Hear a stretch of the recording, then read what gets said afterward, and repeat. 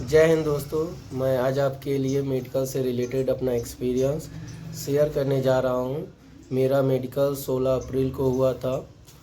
50% 16 अप्रैल को हुआ था और 100% 21 तारीख को हुआ था, क्योंकि बीच में 2-3 दिन का छुट्टी हो गई थी, तो इसलिए मेडिकल थोड़ा लंबा हो गया था। तो हम आपके लिए जो वीडियो बनाने जा रहे हैं ये मेडिकल से रिलेटेड है। तो चलिए हम शुरू करते हैं। तो सबसे पहले हम वहाँ से स्टार्ट करते हैं जहाँ हमें मेडिकल मेमो दिया गया था। तो मेडिकल मेमो जब हमें दिया जा रहा था तो हमें 2 फ़ोटो के साथ बुलाया गया था। 2 फ़ोटो के साथ हम जब गए तो फ़ोटो लिया गया और फ़ोटो पेस्ट किया गया। उसके बाद मेमो लेटर दिया गया और सिग्नेचर कराया गया। सिग्नेचर कराने के बाद ये टाइम तब तक हो गया था 5 से 6 के बीच में शाम को। तो लगभग 4-5 घंटा डॉक्यूमेंट वेरिफिकेशन सबका 4-5 घंटे में कंप्लीट हुआ था। तो कंप्लीट होने के बाद 5-6 बजे तक हम लोग निकले। 6 बजे निकलने के बाद हम लोग ऑटो करके सीधा इग्मोर स्टेशन पहुँचे। इग्मोर स्टेशन से हमने पता किया कि ट्रेन कब जाएगी। मेरा मेडिकल हम बताना चाहेंगे, मेरा मेडिकल जो मिला था मुझे तिरुचिरापल्ली मिला था मुदुमलाई में। तो वहाँ मिला था हमें कम से कम, ये इग्मोर स्टेशन से ये लगभग 350 किलोमीटर दूर था। तो हम इग्मोर स्टेशन पहुँचे। इग्मोर स्टेशन से पता किया हमने कि ये है कहाँ, कौन सी ट्रेन जाएगी। तो ट्रेन नंबर पता चला तो गए से नंबर प्लेटफॉर्म नंबर 7 पे। तो वहाँ से हमने लगभग 8:10 पे एक ट्रेन थी, उस पर बैठ गए हम लोग जर्नल में ही टिकट लेके। उसके बाद हम लोग तिरुचिरापल्ली स्टेशन पहुँचे। वहाँ एक मुझे डॉक्यूमेंट वेरिफिकेशन में एक दोस्त मिल गया था जो सेम हम लोगों का मिल गया था जहाँ हम लोग का मेडिकल होना। हम तिरुचिरापल्ली स्टेशन पहुँच गए 4 बजे। 4 बजे पहुँचने के बाद वहाँ लगभग 6 बजे तक हमने वेट किया मॉर्निंग का। वहाँ वेट करने के बाद हम ऑटो लेके रैपिडो बुक किया। रैपिडो बुक करके हम पहुँच गए सीधा मेडिकल मेमो जहाँ होना था मुदुमलाई में। तो वहाँ मुझे रिपोर्टिंग करने के लिए 8 बजे बुलाया गया था, लेकिन वहाँ सर लगभग 10 बजे के आसपास आते हैं। तो हम वहाँ पहुँचे, सारे लगभग 15 लड़के हम लोग हो गए थे वहाँ, मतलब कि जहाँ मुझे मिला था मेडिकल के लिए। तो हम लोग सारे लोग गए वहाँ।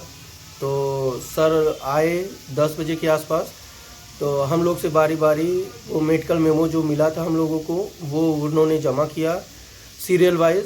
उसके बाद एक एक नाम बारी बारी से सबको बुलाए, वहाँ सिग्नेचर कराया। सिग्नेचर करा के एक फॉर्म हम लोग को मिला जिसमें पूरा स्लिप था उसमें कि क्या क्या हमको कराना है मेडिकल में। तो वहाँ से मिलने के बाद CMS जो ये जहाँ जमा हो रहा था फॉर्म मेमो लेटर, वो था CMS ऑफिस।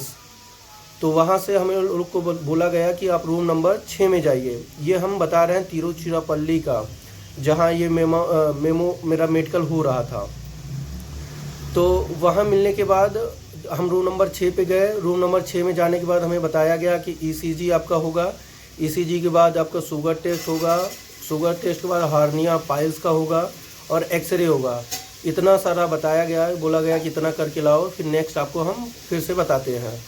तो हम लोग सबसे पहले गए एक्सरे का, वहाँ एक्सरे कराने के बाद ECG कराया। ECG कराने के बाद लगभग शाम हो गया था ढूंढते ढूंढते। तो हम लोग शाम को पाइल्स कराए, हार्निया कराए। वहाँ होने के बाद फिर हम लोग यूरिन टेस्ट कराए। उसी में हम लोग का ब्लड शुगर चेक कर दिया गया था।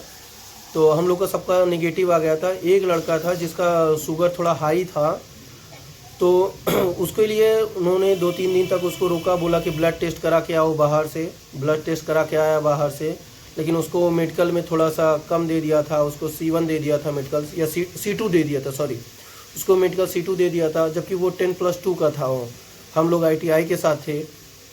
इतना पहले ही दिन हो गया था 16 तारीख को। उसके बाद 17 तारीख को फिर हम लोग गए।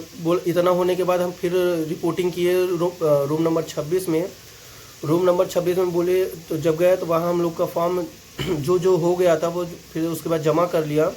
जमा करने के बाद फिर हम लोग को बोला गया वेट करो। तो उस दिन तो पूरा दिन वेट ही कराया हम लोगों को। और नेक्स्ट डे बोला गया कि अगर शाम तक कोशिश करेंगे। तो नेक्स्ट डे शाम तक लगभग 4 से 5 लोगों का कंप्लीट किया। वो कंप्लीट होने में बचा था आई टेस्ट बचा था और फिजिकल टेस्ट बचा था, यही 2 कराते थे। तो आई टेस्ट में मैं चश्मा लगाता हूँ तो मेरा लगभग 1.5 के आसपास था। जो भी भाई अगर चश्मा लगाता है तो वो अपना स्लिप जहाँ से भी चश्मा बनवाया है वो स्लिप आप ज़रूर लेके जाएं, क्योंकि वहाँ स्लिप जमा होता है और वहाँ बीपी चेक होता है और आई टेस्ट होता है। तो आई टेस्ट में आपको सी वो टाइप का था, तो सी पढ़ना होता था किस टाइप का कट है। और आपको एक कलर विज़न के लिए जो बुक है, बुक के लिए पढ़ाया जाएगा, उसमें क्या मतलब कैसे कैसे साइड से निकलना होता है उसमें बना रहता है एकदम। और इसके बाद आपको लाइट का पता लगाया जाएगा। तो लाइट उस पर जलती है बहुत, जैसे लेज़र लाइट होता है वैसे ही एक उनके पास सिस्टम होता है, एकदम मशीन होती है। उसमें पहले ग्रीन लाइट जलाते हैं, फिर येलो लाइट जलाते हैं, लेकिन येलो लाइट ऐसा जलाते हैं उसमें पता ही नहीं चलता कि आपको येलो लाइट है या नहीं है, लेकिन फिर भी आपको बोल देना है कि ये येलो लाइट है। और उसके बाद रेड लाइट जलाते हैं, ये रेड लाइट ग्रीन लाइट पता चल जाएगा, लेकिन येलो लाइट आपको पता नहीं चलता ज़्यादातर। तो आपको ये ध्यान देना, अगर ना समझ में आए तो येलो लाइट आपको बोल देना है।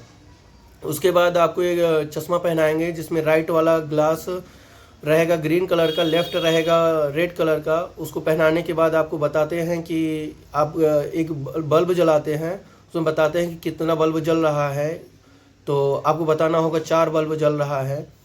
ये सब कराने के बाद आपको फिजिकल के लिए उठक बैठक कराएंगे, चलाएंगे पैर से। उसके बाद बोलेंगे कपड़ा उतार के अपना कहीं कट तो नहीं, ऑपरेशन तो नहीं हुआ है, ये सारा सब कुछ देखते हैं। मैम चेक करेंगे, अगर सारा सब कुछ आपको सही रहेगा तो आपको सिग्नेचर करवा के बोलते हैं कि ठीक है आप बाहर वेट करिए।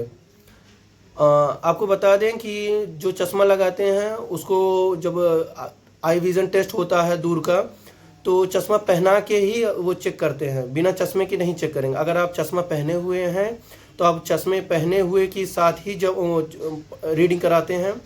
अगर और जो नियर विज़न होता है, नियर विज़न वैसे ही चेक कराते हैं, तो वो आप पढ़ लेंगे, अगर कोई दिक्कत नहीं होगा।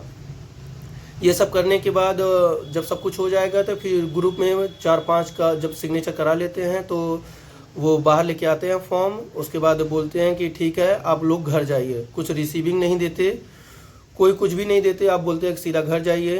तो मेडिकल यहीं कंप्लीट होता है। लेकिन ये काम करते करते हम लोग को लगभग 20 दिन बीच में लगभग 2 से 3 दिन छुट्टी हो गई थी, इसलिए हम लोग को थोड़ा सा लंबा हो गया था। इसमें हम बता दें आपको कि एक लड़का था मेरे साथ जिसका पहले से वो जो चेक कराया था उसका 4 डायोप्टर आया था, लेकिन जब वो जब रीडिंग करा रहे थे फार विज़न का तो वो पढ़ नहीं पा रहा था। तो उसको बोले आप बाहर से चेक करा के लाइए।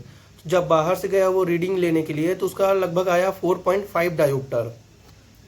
तो 4.5 डायोप्टर आने के बाद आया लेके यहाँ स्लिप अपना जमा किया। तो मैम उनको लगभग C2 मेडिकल दे दिया था, क्योंकि उनको बता दिया, वो पूछा लड़का कि कौन सा मेडिकल है मैम, तो उन्होंने बता दिया था तो C2 मेडिकल है। लेकिन हम लोग को किसी को बताया नहीं गया था कौन सा मेडिकल दिया जा रहा है। ये सब प्राइवेट रखा जाता है और ये RRB को रिपोर्ट किया जाता है। उम्मीद है कि पूरा वीडियो आपको समझ में आया हो, पूरी इन्फॉर्मेशन आपको समझ में आई हो। अगर आपका कोई क्वेश्चन होता है तो आप नीचे कमेंट बॉक्स में आप डाल दीजिएगा। हम आपका उसका नया दूसरे वीडियो में आपको हम उसका जल्द ही जवाब देने की कोशिश करेंगे। धन्यवाद।